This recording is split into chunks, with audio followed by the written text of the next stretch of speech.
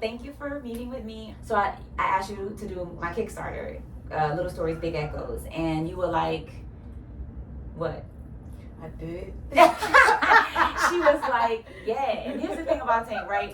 I don't be wanting to come to Tank with no whack stuff because it's Tank, right? Tank is at a level. I put Tank on a very high pedestal and she exceeds that pedestal all the time. But I was trying to find, when I was doing my animation, everybody kept asking me, why wouldn't I just do it? And I think you even asked me that. And the first thing I said was, that's not me, number one. Number two, I felt like it's already weird for me to do a story for myself. But if I was going to tell a story, I wanted it to feel like New Orleans, to sound like New Orleans, to embody New Orleans. And the first person I thought about was you. So before we get into like why you did it, the cool thing is you want to be you're a voiceover actor. Yes. I don't want to be, you are. Mm-hmm. So can you tell me like your fascination with wanting to do that and how importantly you want to lean into voiceovering for animation? I think that it's really dope to be a part of children's lives, even though they don't even know you're a part of it. I love that. You know, like Magic School Bus, Miss Frizzle. We always gonna know Barney voice. We always gonna know Elmo. Elmo, probably the most popular one ever.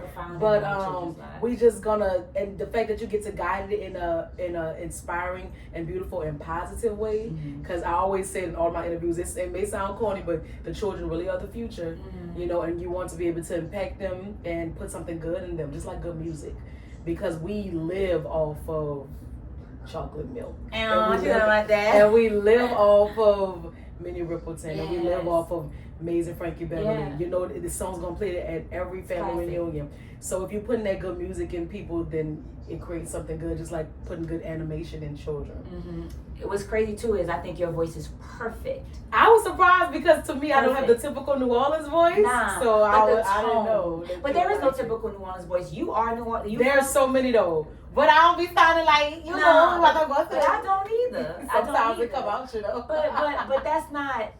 There is so many layers to New Orleans. I'm saying, were you called an Oreo growing up? Because I know I was. Called an Oreo. I was bullied because I wasn't right because you talk proper or whatever. Exactly. So I never thought that I had the standard. You do. The first person I thought about was you, and I thought that was perfect. So I called Tank and was like, "Save me, real fast." I did, and you did, and I want to ask, after having an opportunity to see it before with no audio or nothing, and like, what was your feel? Like, did you feel like I did an okay job with? No, it was beautiful, and it got me also a more peek into your life. Yeah. Because when I think of you, especially since there is such that gap in between a time when like you made that impact in New Orleans culture, because you was already gone by the time that storm hit, honestly. And I didn't see you in the open mics like I saw everybody else in.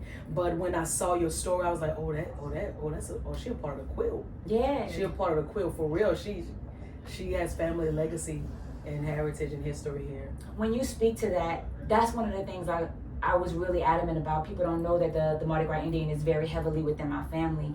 And I felt like if I was going to tell an animated story, it'd be cool to talk about the preservation of the Indian. That was really cool. Yeah, and I think the reason why you were so important in that is when I think about, there are like 3 people that move me. Taj is one of them. Shout out to Queen Taj. Oh, yes. You, of course, and PJ Morton.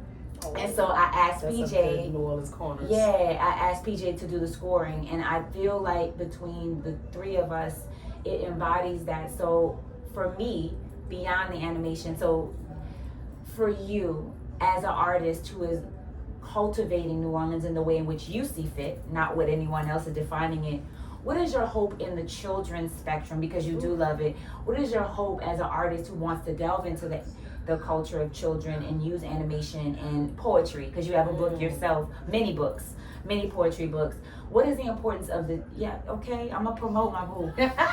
What is the hope in your artistry that you hope to cultivate and do with what you're choosing to go into that sector? I guess just letting them know that it is possible, and that they can, and that the things that they dream and think about can be really tangible and could be really something that's there. Like any buildings that we see in New Orleans, any costume that was there, like it always started about first in the mind, and then it brought into like actualization with work. And I think that if they know that I always tell children, all you gotta do is ask for it, work for it, and it's yours. And if it's not, it's probably not meant to be yours. If anybody is saying that to be truth, speaking to word, I'm in Tank's office and all I'm seeing is Grammys. All I'm seeing is awards. Certificate. Nah, I love you. And so it's like the point is she is living proof of that, and New Orleans looks like that. So I just want to say thank you for blessing my Kickstarter. Thank you for blessing my animation. But beyond that, thank you for being such an incredible friend. Thank you, Dottie. And support my queen. Support her in all the things, because she's not done. She got all the things to do. And I'm just one piece of many things in her puzzles that she's building. So I love her. I love y'all. And make sure you follow the link. Go to my Kickstarter link right now. And if you aren't supporting, please support, because it's so important. But most importantly, support New Orleans. Let's go. Yeah.